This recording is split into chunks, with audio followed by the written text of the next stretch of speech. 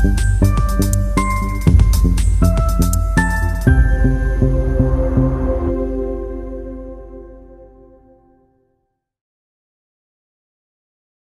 Morning दोस्तों, सुबह उठ चुकी हूँ मैं और आज है संडे।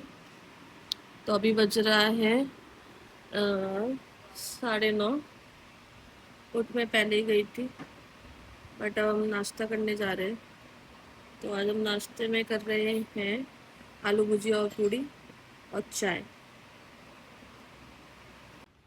सो थोड़ी देर नाश्ता करने के बाद बैठे थे हम लोग, और फिर अभी हमने कुछ ऑर्डर किया था जेप्टो से, तो वो आ गया है। थोड़ा सा सामान घर का, ग्रॉसरी वगैरह और सब्जियां ऑर्डर करी थी, तो वो आ गया है। और अब मैं जा रही हूँ कपड़े फैलाने। फटाफट कपड़े फैला के आपको मिलती हूँ। गाइस, हम लोग तैयार हो चुके हैं और हम लोग निकल रहे हैं, जा रहे हैं लंच करने। आपको दिखाते हैं, रास्ते में मिलते हैं आप लोगों से। Waiting for the lift to come. आ रही है लिफ्ट। सो हम लोग आ गए हैं लिफ्ट में। क्या आज आप मेरे पति से मिलना चाहोगे? नहीं मिलाऊंगी। जानते होंगे तुम्हारे को। ये है मेरा पति। आराम से मिलेंगे, आराम से बात करेंगे। सो नीचे आ गए हैं लिफ्ट से, जा रहे हैं कार की तरफ। आप लोग क्या कर रहे हो संडे को? कैसे प्लान कर रहे हो? बताओ, आपके क्या प्लान्स हैं?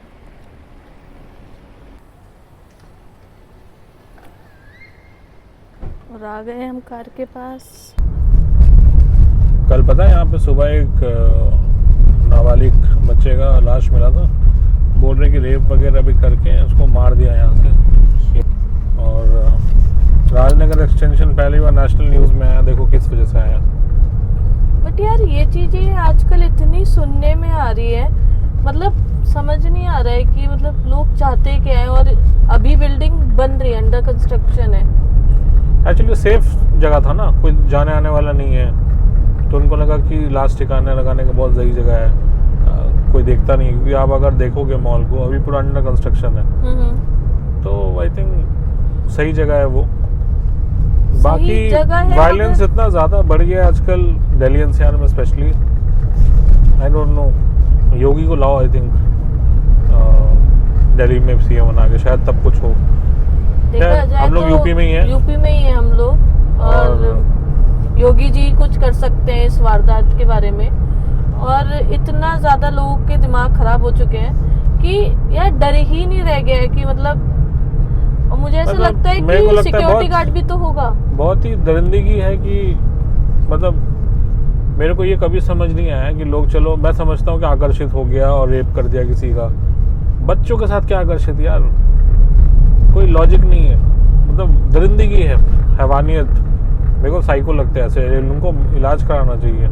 इलाज से पहले उनका जो है ना, अच्छे से आई थिंक सऊदी में जैसे है ना, सऊदी में आपको पता होगा, अगर आप रेप करते हो तो आपके प्राइवेट पार्ट्स को काट दिया जाता है। इंडिया में भी लॉ है साला को, फिर मजा आएगा। मेरे हिसाब से तो कोई लॉ आना चाहिए ये सब दरिंदगी के ऊपर। कि आप, यार छोटी सी बच्ची है, 7-8 साल की बच्ची थी, उसने क्या गलती करी थी? उसने क्या करा था ऐसा जो मतलब इतना। और मेरे को तो इतना डर बैठ गया है कि यार मैं राजनगर एक्सटेंशन में रहती हूँ और इतनी पास की न्यूज़ मिल जाए तो ऐसा लगता है कि हम वहीं रह रहे हैं और वहाँ पे ऐसा हुआ, किसी ने देखा नहीं, सिक्योरिटी गार्ड था उस बिल्डिंग में या नहीं था। और कितनी हिम्मत है लोगों के अंदर कि इतना बड़ा चीज़ कर देते हैं, किसी की लाइफ ले लेते हैं और थोड़ा सा भी शिकन नहीं होता कि हम कर क्या रहे हैं। इस कौवे को देख रहे हो? या तो ये ईगल बनने की कोशिश कर रहा है या वल्चर बनने की कोशिश कर रहा है, या इसको कुछ हुआ है पता नहीं। कुछ अलग ही कौवा दिख रहा है ये तो। देखा आपने गाइस? कौवों की प्रजाति भी ऐसी होती जा रही है क्या? कुछ अलग सी। वल्चर दिख रहा है, वल्चर। या तुम इतना ज़्यादा बोलते रहते हो कि जमशेदपुर चलो, जमशेदपुर चलो, तो ऐसा क्या है जमशेदपुर में जो यहाँ नहीं है, 5 चीजें ऐसी बता दो मुझे जरा। 5 चीजें मैं तो 50 गिना दूं। तो 5 ही बताओ जो यहाँ नहीं है। पहली बात तो देखो, जमशेदपुर अपने आप में एक शहर नहीं, इमोशन है। हम्म। आपको उस इमोशन को जीने के लिए आपको खुद उस शहर में जाके कुछ दिन ठहरोगे तो आप उस शहर के सगे हो जाओगे। हम्म। इम्तियाज अली हो, माधवन हो, प्रियंका चोपड़ा हो या जिताब हो, हर कोई शहर का गुणगान गाता है। आई थिंक शहर ही ऐसा है। गिनाने पे आओ तो स्टैंडर्ड ऑफ लिविंग इक्विवेलेंट है बट सस्ता है। आज भी मैं यहाँ दिल्ली में अगर 1 प्लेट चाउमीन और चिली चिकन खाऊं तो लगभग बिल 600-700 का बनता है। हम्म। आप जमशेदपुर में जाइए, आज भी 100 रुपये में आपको चिली चिकन चाउमीन मिलेगा। या सिर्फ चिली चिकन चाउमीन नहीं, कोई भी खाने को लेके आज भी यहाँ गोलगप्पा 20 रुपए का 4 पीस मिलता है। जमशेदपुर में आज भी 10 रुपए का 4 पीस मिलता है। ऐसा सैकड़ों आपको ऑप्शन मिलेगा। जैसे इडली डोसा की बात करूं, इडली आज भी वहाँ 8 रुपये 7 रुपए का मिलता है, यहाँ 50 रुपए का 2 पीस मिलता है। ठीक है, ये तो चलो खाने की बात बोल दी तुमने, इमोशंस की बात बोल दी। हर सिटी में जो लोग होते हैं, रहते हैं, उनके अपने आप इमोशन जुड़ी जाते हैं। लोगों का अगर बात करा जाए तो आपको भी पता होगा, जैसे मैंने बहुत बार कहा है कि अब दिल्ली एनसीआर में रहते हुए मुझे ऑलमोस्ट 16 साल हो गए। मैंने हजारों पड़ोसियों को देखा है और एक चीज जो मैंने हमेशा कॉमन चीज देखा है यहाँ पे लोग अपने पड़ोसी को ही ठीक से नहीं जानते, बातचीत नहीं करते। हमारे वहाँ कल्चर अलग है। हम तो पूरे मोहल्ले को जानते हैं। हमारे बर्थडे पार्टी में भी पूरा मोहल्ला आता है और घर में अगर कुछ खाना बनता है तो हम लोग खाना एक्सचेंज करते हैं कि आज राजमा बना था तो सोचा आपको पसंद है तो आपको दे दिया, या आपके यहाँ आलू की सब्जी बनी थी, मुझे पता है कि राहुल को पसंद है, राहुल को जाके थोड़ा दे आते हैं। तो ये जो अपनापन है ना शहर में, हम बोलते हैं ना कि यहाँ पे मेरा घर है, ठीक है, मैं यहाँ फ्लैट में रहता हूँ, वो पूरा जमशेदपुर शहर ही मेरा घर है। वहाँ पे लोग मिलते हैं, चलते हैं, बढ़िया लगता है वहाँ जाके। आप जब रहोगे ना, अगेन जब तक आप रहोगे नहीं आप समझोगे नहीं। तीसरा जो मुझे सबसे अच्छा लगता है वहाँ के त्योहार। जमशेदपुर में एक एक त्योहार ऐसे मनाया जाता है कि जैसे हर दिन दिवाली हो। वहाँ पे वो ईद हो, क्रिसमस हो, गुरु पर्व हो या दुर्गा पूजा हो, आप स्टेशन में पैर कदम रखते ही आपको समझ में आएगा कि अच्छा यहाँ पे कुछ फेस्टिवल हो रहा है। जैसे वाइब होता है, जैसे मुंबई में गणेश चतुर्थी होता है, ठीक है, बंगाल में दुर्गा पूजा होता है, नॉर्थ में दिवाली होली मनाया जाता है। हमारे जमशेदपुर में कोई भी त्योहार हो, छोटा से छोटा त्योहार, जैसे मैं यहाँ के जो भूल ही चुका हूँ कि सरस्वती पूजा, कार्तिक पूजा, ये सब होता ही नहीं है यहाँ पे। यहाँ सिर्फ शायद कॉलेज स्कूल में होते होंगे। हमारे वहाँ सरस्वती पूजा भी ऐसा मनाया जाता है जैसे दिवाली है। तो ये सब बहुत मिस करता हूँ वहाँ का मैं। ठीक है। और जमशेदपुर का जो एक और सबसे बढ़िया बात है जो मुझे लगता है, वहाँ के कैफेज, ठीक है, जो ये कैफे से ज़्यादा मैं बोलना चाहूँगा जो रेस्टोरेंट कल्चर है, जो होटल कल्चर है, जो छोटे होटल्स होते हैं, वो कल्चर अब कहीं ना कहीं बड़े शहरों में ख़त्म हो चुका है।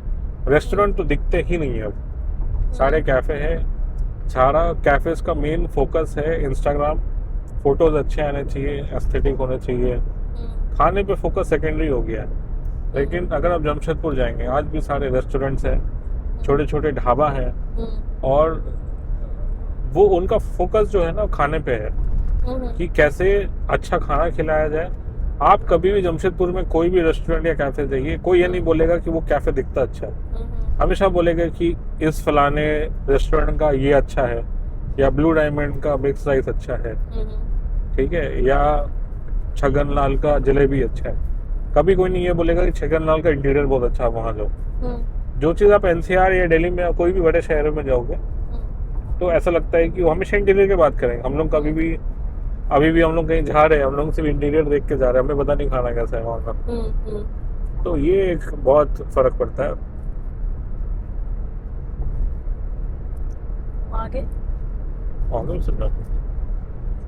आगे वहाँ पे जाम नहीं है। जमशेदपुर आज भी दुर्गा पूजा के अलावा मैंने आज तक कभी जाम नहीं देखा है। आज भी वहाँ पे 2 व्हीलर ज़्यादा चलते हैं। सबके घर में 4 व्हीलर है, लेकिन इट्स वेरी कन्वीनियंट।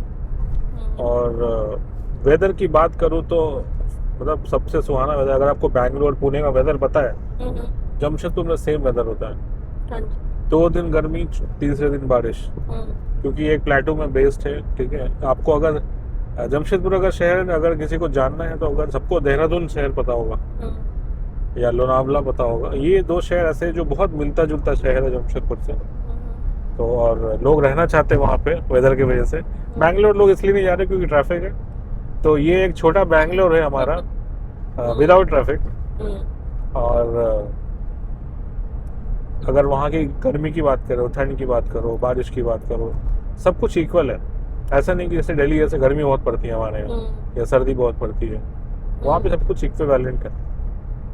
और सर्दी से मुझे याद आया, मैं इस बारे में कहीं बात भी करना चाहता था। चलो आज बात हो रही तो मैं कहता हूँ, एक जो वो पिकनिक का कल्चर है जमशेदपुर में, वो मैं बहुत मिस करता हूँ। यहाँ पे कोई वो पिकनिक के नाम पे मतलब पार्क घूमा है या खुद खाना बना के ले जाके कोई मॉन्यूमेंट के सामने बैठ गए या घूमने के नाम पे मॉल चले गए, कैफे चले गए, इतना ही होता है। हमारे वहाँ क्या है ना, कोई डैम पकड़ लो, लेक पकड़ लो, हम लोग थोड़ा ट्रैवल करके जाते हैं और सारे मर्द मिलके वहाँ खाना बनाते हैं, वहीं खाना बनाते, लेके नहीं जाते।